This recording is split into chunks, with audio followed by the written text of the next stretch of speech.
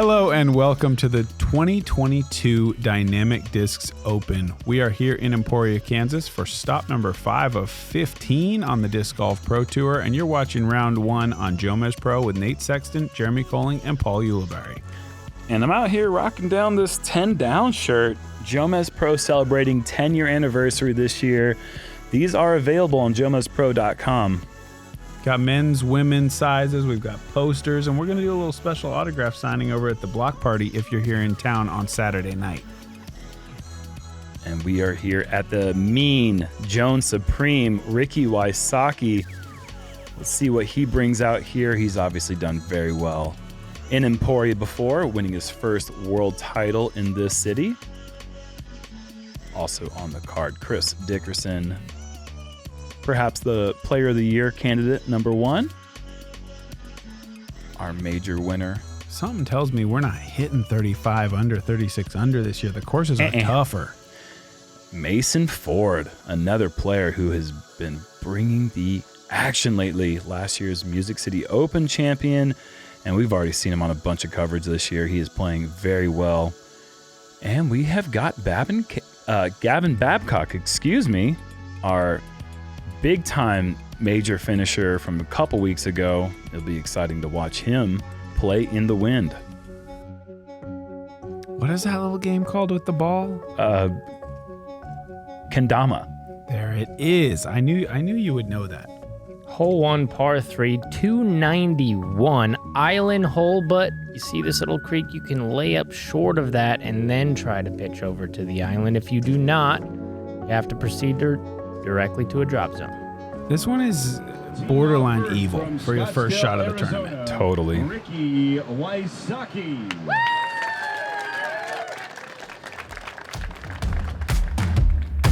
I'm Ricky Wysocki. I've been playing disc golf for 13 years and I'm a 2-time world champion. With Dynamic, my tour manager, there's a lot of variables that go into me as a player playing well. I'm super thankful to have them on my team. My tour manager, Ari, she has like 10 different roles if you were to put a label on it. You guys probably hear her wooing on all the videos. She's always wooing for my birdies. She's my cheerleader. Be line and stay safe. And that is like she answers emails. She's just does everything. I met Ricky 6 years ago. I hired him and a couple other pros and I flew them out to film a surprise birthday round for my boyfriend at the time. We stayed in touch. He asked if I would help sell some discs with him. So I did, and that's how it all started. So here's how the woo came into existence. When I first went on tour with Rick, we were the only ones on the course. So it's these gigantic courses and you've got 4 players, 6 cameramen, and me. And there's these amazing shots and it's dead silent. The most polarizing thing in disc golf, I don't get it. I'm just supporting the players, and then if I don't, if I read mean comments or things like that, and I was like, okay, all right, tone it down, people are really irritated by it. Then it's like Chandler Fry would be like, that was an amazing shot, I don't get a woo, or Emerson will be like, no woo, and so then I feel bad if I don't woo. No matter what, I'm gonna get grief from somebody about it. So you know what, the woo's staying, the woo's not going anywhere, deal with it. Sorry, not sorry. She's always there to help support me, and it means a lot to have that important person following you, supporting you, means a lot. And she's that person for me.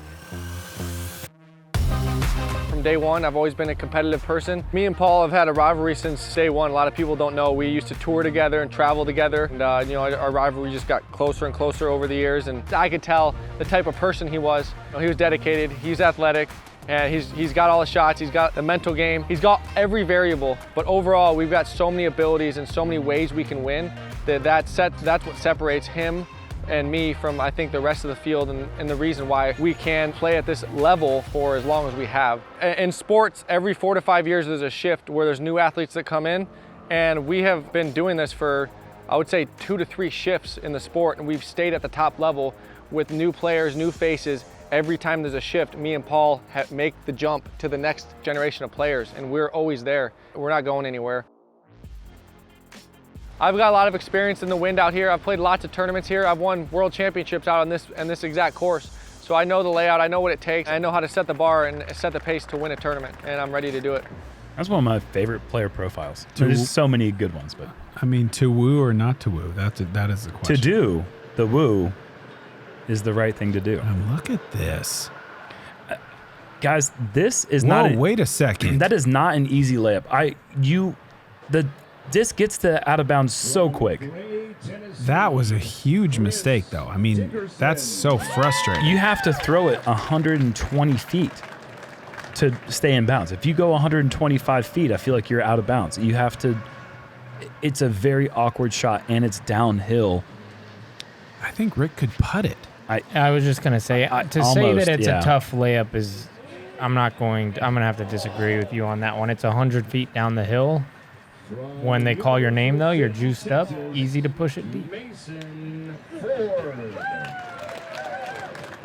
Because I guarantee that he was not throwing that out of bounds in practice. No, that I feel like it was really right of where he would want it. Did it go long or more just right? Long and right. This is low. Needs to run. Get over it. No. So it has to be in that rubber mulch. It's not really mulch if it's rubber, but the ground we up know rubber. what you're talking yeah. about. It's a very weird feeling stuff on your feet, I'll tell you that. It is a awkward surface. That is definitely correct. I feel like you could jump really high in there. It's like I spring- tried that in our practice round, and I thought it would trampoline me, and it did not. This is What is going on? probably going out of bounds. You guys can say it's not hard, but I saw several people try to do that shot, and you're just not accustomed to throwing 100 feet. Maybe it's easy for other people. Oh my! Okay, hold on a second. That's huge. And crazy. The OB is right behind that. That is incredible to have the confidence to bid that. Whoa. Because the OB is within 10 feet, and that basket is high. And that's a high little leap for him. Wow. Easily. Well, he's an athlete. Chris. Is this a run, too? I think they're all going to give it like a soft run. I mean, you have that left to right, and if you give it a Heiser run like Ricky did, I don't think he's going out of bounds if he airballs that. I think he's got the brakes on. Mason obviously not wanting any part of that, but... Man, I don't know. I mean, if you skip off the rim or the top, you're gone. Yeah, off the top, there's nothing stopping you for sure. You're right about that. Luckily, there's a left to right wind, too, which is going to kind of push the disc down. Yeah, that's true. So like the height on that one wasn't too bad to potentially go in, and he's only a couple feet behind the basket. But you're not wrong. It is a scary putt to run, and that's exactly why Eric McCabe put that drop zone right there. Both because we saw 3 layups, or 2 attempts and 1 layup, and then 1 huge highlight make. Maybe he's just like that evil to where he's like, they're going to get in the tournament, they're going to throw it OB, want to make the putt, but it's going to be so high they go OB again. Incredibly difficult course we're playing today. Very windy. 291 feet straight in front of you, and it's the 3rd hardest hole on the course. That makes sense. Just so much OB. I mean, the number of players that are probably able to find a green in regulation there has got to be really low. We're looking at hole 2, par 5, 1,087 feet, subtly uphill the whole way. Headwind as well today. So this is playing super long, OB on the left and the right.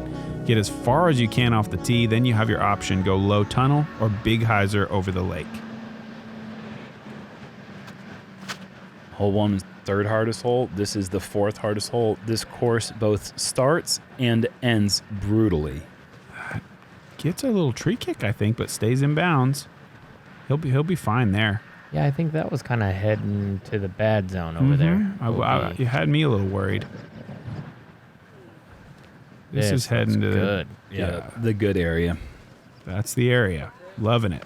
Big distance, dead middle of the fairway. He's got his choice.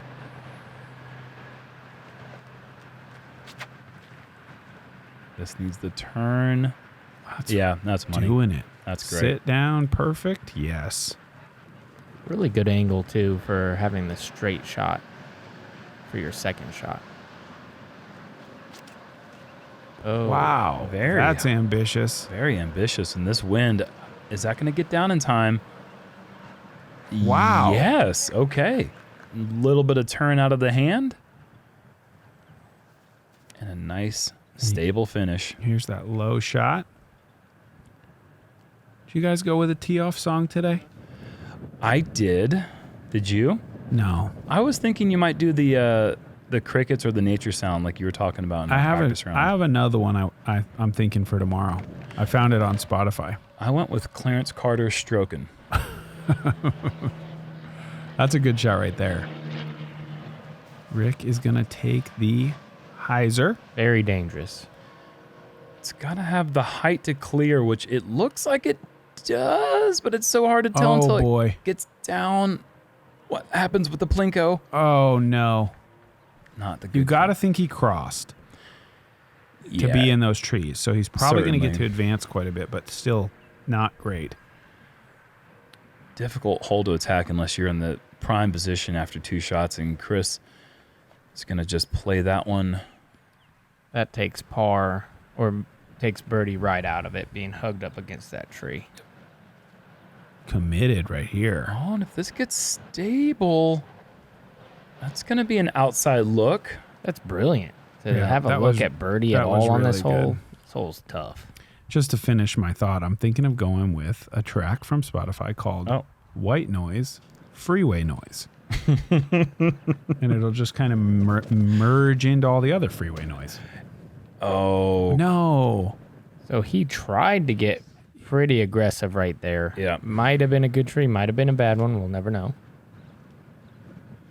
Ricky I think this is probably 330 out, and oh man, don't think he's going to come up with a miraculous par save on hole 2 now. Scary shot. This is really wide. Yeah, into that headwind. Chris trusting the road. Wow. Oh man, beautiful shot. That's trusting the number right there. Chris coming up with the right distance, picking the right disc, throwing a great shot. You can see that wind really moving the discs around in the air. It's so tough for these guys to pick an angle and a disc and a power and feel confident about where the thing is going to end up. Overstable generally going to be the play all day today. Couple good ones on those last 3. I mean, going into Emporia, overstable is the play every day. If it's calm, the play is overstable. If there's an anti-wind, the play is still overstable. If somehow it's just take the flippy discs right out of your bag. Not even a tailwind do you trust the flippy. No, it's crazy. There's just no point in even, and you get in that rhythm where you kind of get trusty with one disc, and you're just saying, all right, you're going to be my workhorse this week, and yes, please absolutely. do your job. There's something about like the repeated trauma of like throwing into the super headwind that even when it's gone briefly, you can't really. I'm sure we've talked about that before. You just got to err on the side of caution. Hole 3 is a par 4, 654 feet, and it is a long clearance to get from the edge of this water over to the inbounds area. If a player goes in the water, there is a drop zone, but if they miss the out of bounds to the right side, that is a full-on re-tee. If the player does get across the water, there's a big cedar that's kind of in the best landing area, but if you avoid that, it's not that difficult of a 2-shot par 4, especially with this big tailwind.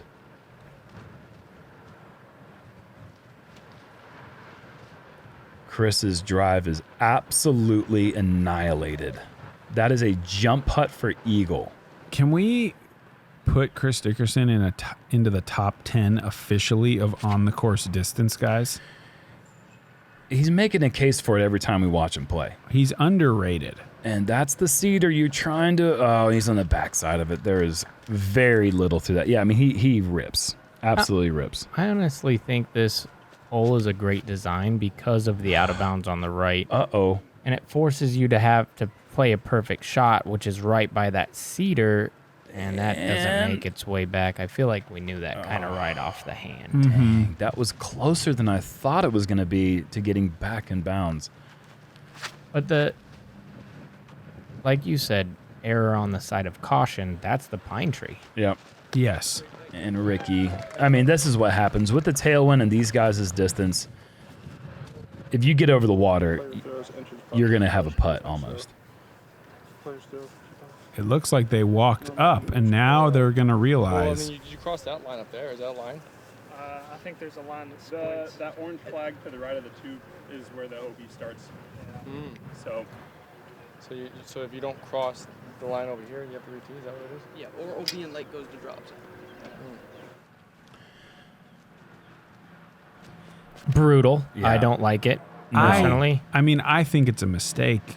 I don't even think the course designers intended for this to happen. But the wording on the sign is what it is. Yeah. I don't think anybody was thinking, oh, how about if we punish with a re-tee if they go long of the water, where if they would have come up short, Right. they'd get to advance 200 feet. I just think it was a bit of an oversight, and unfortunately, you can't really change the rule in the middle of the round. And several players are going to be making that same mistake. And that falls in the category of stroke and distance, which in PDJ rules, you have to have a special waiver to have that. So hopefully that will be addressed for future rounds. I can't imagine people didn't play this hole wrong. Yeah, that's a little bit confusing, but they read the rules and they played it, in my opinion, the right way. Yeah, I think they did. I was expecting to see an email tonight about it, and I haven't yet. So we'll see what happens with that situation. So Chris, not really having a putt, but a little soft throw approach. That'll be a tap-in birdie. And a nice jump putt from Mason. He's going to get his birdie on the second easiest hole in the course. That was nice, out of the tree. A jump putt in Emporia is a rare thing. And let's repeat that. Second easiest hole on the course. The guy just had to re-tee. There was a big lake of 440 water carry with a bush on the left, and it's 40-mile-an-hour winds. I mean, it's because it's a tailwind. I mean, if it was a headwind, it might be the second hardest hole on the course. It'd be the hardest hole in the world. But thanks to having a tailwind. And with the re-tee, he manages to only take a 5. So good scramble for him, honestly. That's basically getting a birdie as if he just re-teed, but with the penalty strokes, of course. Right. That's a great bogey. Hole 4, par 4, 668 feet with OB left and right. Once you get up to that big tree, then you're bending left, but those two big cedars, especially the one near the basket, are just waiting for you to make that shot tough as you try to bring that backhand hyzer in over the top. We're going back uphill and into the headwind, and it just makes getting to the landing zone that you really like for your approach so difficult. If you try to put a little bit extra power behind it, it's so difficult to tell when you go uphill and into the headwind at the same time. Good play from both Chris and Mason keeping the disc low, but as you can see, Mason's drive gets knocked down. He's going to be over 330 to 350 back from the pin. Yeah, at least. He's out of position for sure. Ricky trusting a little bit of turn into this. I don't know. I think it's gone. I think it's out of bounds. Wow. Should have a low forehand if he wants it from there. And that's going to be the third out of bounds for Ricky in the first 4 holes.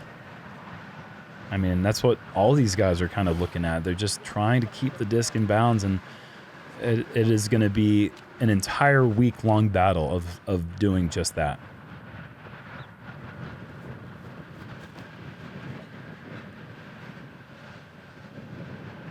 Mason, nice and wide. That is incredibly good. It was great. Just short of the cedar. Fantastic play.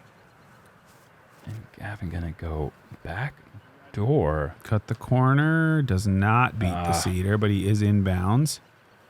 Be a long par putt.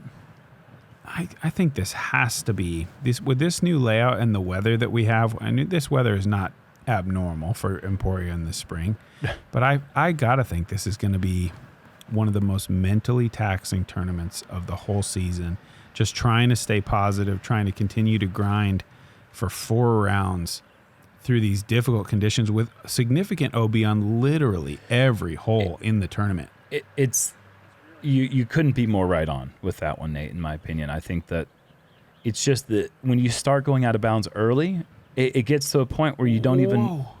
That's a great bid. You lose identity. Yeah. Oh, look at how tough this is for Chris. Got to go with the little baby roller. And that's scary in this wind. Oh, yeah. Throw a roller out of there. All right, big putt here for Ricky. For the par. Look at that. What a par save. Sometimes I just don't think he knows about the wind when he's putting. You know, it's just like when he switches to that spin putt and he's just he does it. The wind is not bothering him. Mason, it's incredible. Incredible. Speaking of incredible, what a birdie from way out of position. That is a huge approach. Yeah, look at that close because there's not going to be many back-to-back birdies this whole tournament. That's going to be I got to give a something to shout smile out. at. Speaking of back-to-back birdies, a guy on my card, GT Hancock, had 5 in a row at one point, starting on hole 3. It was an incredible stretch, and I was just sitting there just like, okay, 5 in a row, that's not going to be matched by many people. That feels like the only stretch you could do it on to me. Right. 3 through 7. Yes. That makes some tiny amount of sense to me, but not a whole lot. Yeah, it's very, very impressive, very difficult. Looking at 5 par 3, 385 downhill with the OB road beyond the basket.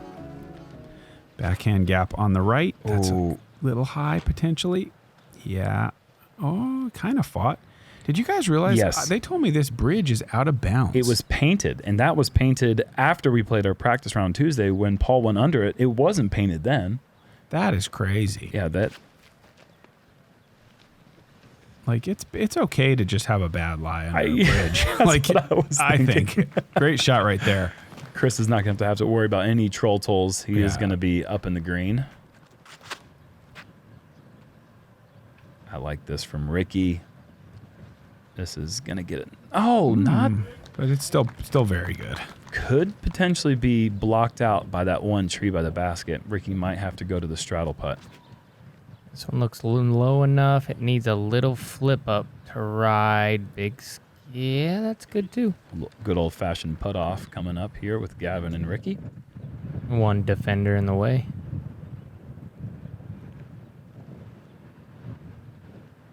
Nice touch from Mason. That's going to be a tap and par.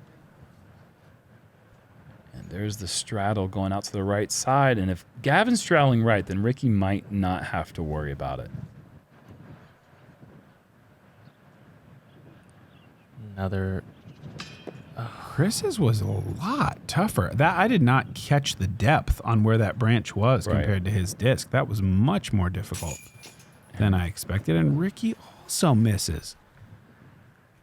And he actually indeed had to straddle out to the right a little bit to get that in there. And he had to put a little bit softer pace for that hyzer to catch edge. But he drifted right, and we're going to have 4 pars on hole 5 with 3 birdie looks at it. Third easiest hole in the course. From here on out, it's a lot of headwind and a lot of OB. Hey, this one has headwind and OB. Yes, it does. And an elevated basket to boot. Hole 6 is a par 3, 315 feet. There's a little bit of a ridge that you got to just get over, which could get in the way for any of these players who are going with the forehand, with the low release. OB in the water goes to the drop zone, but if you go long OB, which is about 45 to 75 feet past the basket, you get to play where you crossed.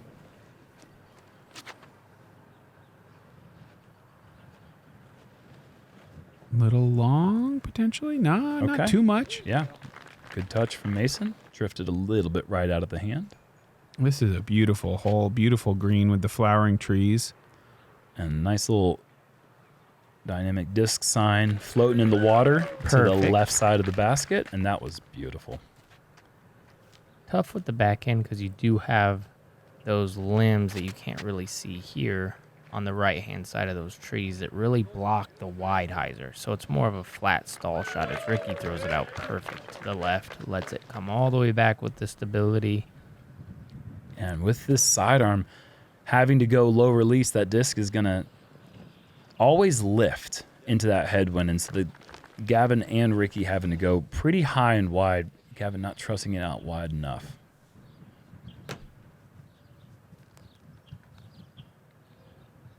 Nice to be safe over there, but obstructed for sure.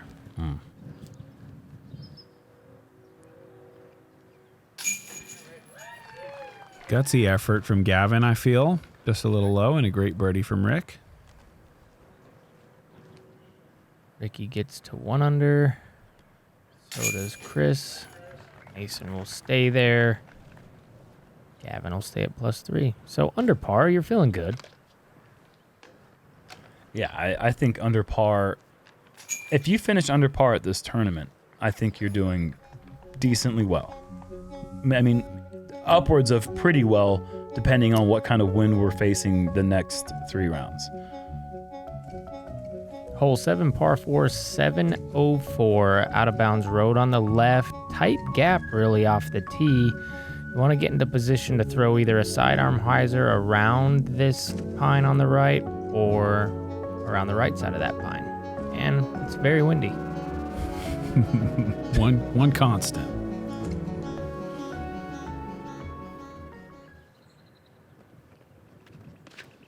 So this is the gap I was talking about. Pretty tight off the tee, just given the situation with the wind. Normally, these guys would be going monster anhyzers or possibly even rollers over the trees. But that little ditch at the bottom is one OB to kind of worry about for these guys. As long as you hit the gap, you should be fine. But monster anhyzer, that is kind of monster. That's a big drive, a little bit on the right side, but yeah, that ditch would collect a lot of shots if they were trying to play safer. But I think these guys are going to try to bite off upwards of 350 off the tee, at least. Just cut the hole in half. Mason just kind of butters his way through the course. He really does.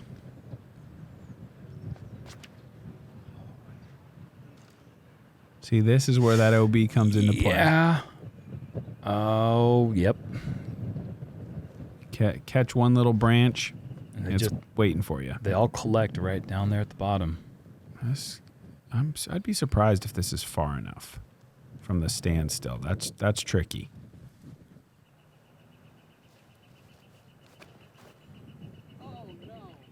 Oh, I hope not. I think he just let it Okay. wider than he wanted, maybe juice it a bit. I got worried about the fence line with the exclamation out of him, but he's all right. Yeah, it's Mason. That is a commonly heard phrase out here. Jones. Oh, no. Yeah. Yeah. Great shot. That's pretty much how how Chris dialed it up, or drew it up, I should say. Put the backhand straight, but it kind of gets out. He probably can get a standing putt there. Little shorter than I expected, for sure. Ooh, said go in. Great approach. Still had some work to do and made good work of it. That's going to be a bogey save for Gavin. And Mason will have a very short putt for the par. And he threw a forehand driver there, I think. So if you want to know how windy it is. Not only did Ricky airball a putt, but Mason went forehand driver from about 70 feet. Not only did Ricky miss a putt. Wow, that's not how you like to see it happen. Well, he drew it up until the very end. That's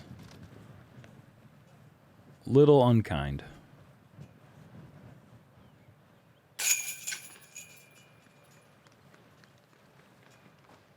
I feel like that's just what we're going to be seeing.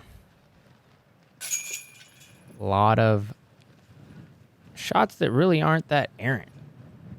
They're just, the wind catches them, and if you're off by just a little bit, yeah, you're done. It amplifies any little nose angle problem, any little bit of flutter. You got to be so crisp.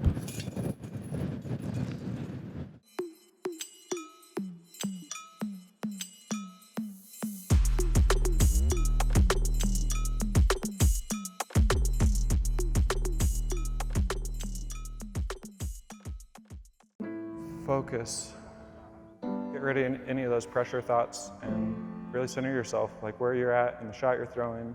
Trying to just really let everything besides the basket bleed away.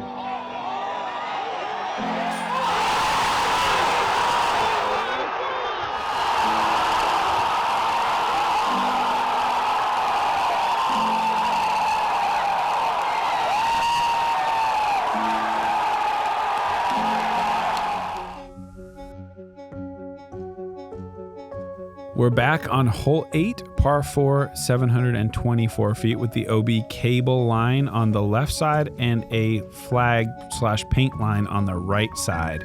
You'd like to go straight and low, roughly 400 feet if you can, to set yourself up with a makeable shot into that green. This is so tight between the cedars. There are branches nearly touching the basket. Anything left or right is a very difficult putt, even if you're 20 feet. And you see Chris lining up this big hyzer, but there is a big right to left crosswind. The issue could be if it lifts it too much, it could go out of bounds left. And I think, Chris is across the road. You really have to trust this one. There is a American flag way off in the distance. I think that the players need to aim at that. And if they do, then they're not going to be going out of bounds. Anything inside of that could be in danger. You don't like that much. Nope. Depending on how far that is, he could have the sidearm low and the wind's helping. That's true. If he can get a stance in there. But these trees are just brutal. They, as you can see, they grow down almost all the way to the ground. They're very, very thick. What a beautiful angle Those trees shot. grow all the way to the ground. Do they? Professor Smooth, once again, that was not an overstable disc. That was trusting a nice angle and getting a great result. This needs to unwind quick. 4-hole 9. Parked it.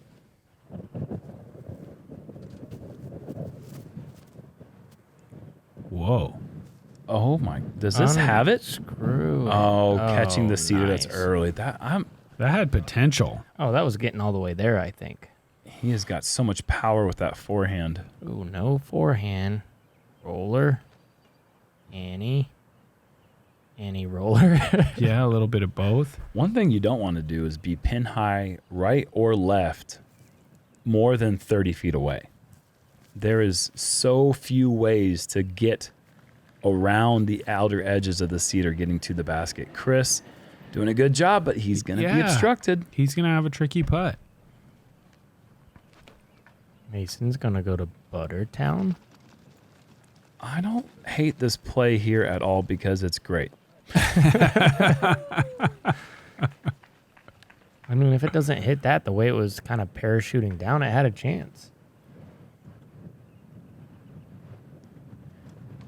And this one's good too. I mean, these trees really are catcher mitts. If you hit them and drop straight down, you might have a look. Drop. Oh, good effort. But don't do that. At least it didn't curl around the backside. Whoa. So this is what Chris is left with. Push putt. That was really good too. It was a good great effort. But that's insane. He's 21 feet maybe. And it looked great. Yeah. And that's what he's reduced to having to go with. Couldn't play the hole too much better after the OBT shot. That approach shot looked wonderful, and he's going to be forced to take a bogey now. Ricky with a nice par save. Gavin with the bogey. And Mason, we haven't even got to his approach yet. Absolutely parked. And both his drive and his approach were very straight discs. Rare to see that play out here, and to be able to, like you said earlier, to be able to switch back and forth between those two styles in the flow of things is highly impressive. Hole 9, par 3, 423. This one breaks right pretty far around the corner in between, again, all these cedars. I think the best play is probably the backhand turnover mid-range if you have the power, because it will drift through its whole flight. With today's wind, forehand is also workable because it's a tailwind. This is probably that play I was talking about. It just needs this thing to drift forever. It didn't do it. And that is like potentially pretty bad. He's close, but how blocked? Pretty blocked. We'll have to see. Right? Very, very much blocked. Those trees grow all the way into the ground. Do they? They are going to be... this Ricky. could go in. Wow, Oh, so good. Just a nice hyzer. Good win for the forehand today. Definitely helping the player be able to send it out there wide and trust that tailwind to just push it forward. All you're trying to do is just narrowly avoid that last seater, and Ricky has played himself into the tailwind side. Great drive.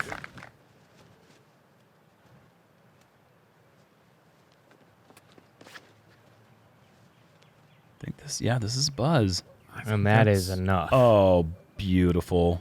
Absolutely beautiful. Oh my goodness. I think it almost has to be a mid-range with the tailwind how it is. Like the driver, it's just going to be really hard to finish it right the whole way. That was a beautiful shot. Another power forehand. Does it have enough distance? Does it have too much distance? Just on the edge. Oh, fantastic. 3 wonderful drives. 423 feet. Yep.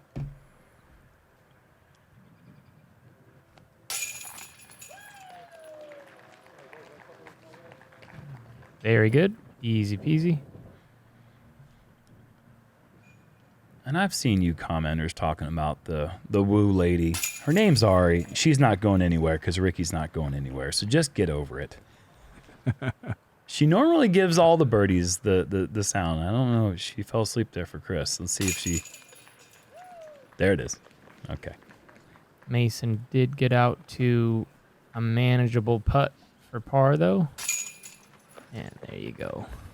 2 under, 2 under, 1 under. 3 scores under par on the front 9. I mean, that is 3 really good rounds. And Gavin's got some work to do in the back 9, and it doesn't get any easier back there. And look at Elijah Bickle on top with Colton Montgomery. Wow. 5 under front 9s. That's a phenomenal number. Also, Paul Macbeth, Ty Love, young kid out there, and Thomas Gilbert playing well. Yeah, that's Elijah. I think he started off 4 down through the first 5 holes. I mean, just like that is a beyond dream start at Jones Supreme. I would agree. And I would also like to thank the Founders Club for their support. Make sure you guys go and subscribe and like these videos. If you appreciate what we're doing, bringing you this coverage, we will be back with the back 9 of round 1 from the Dynamic Discs Open ASAP.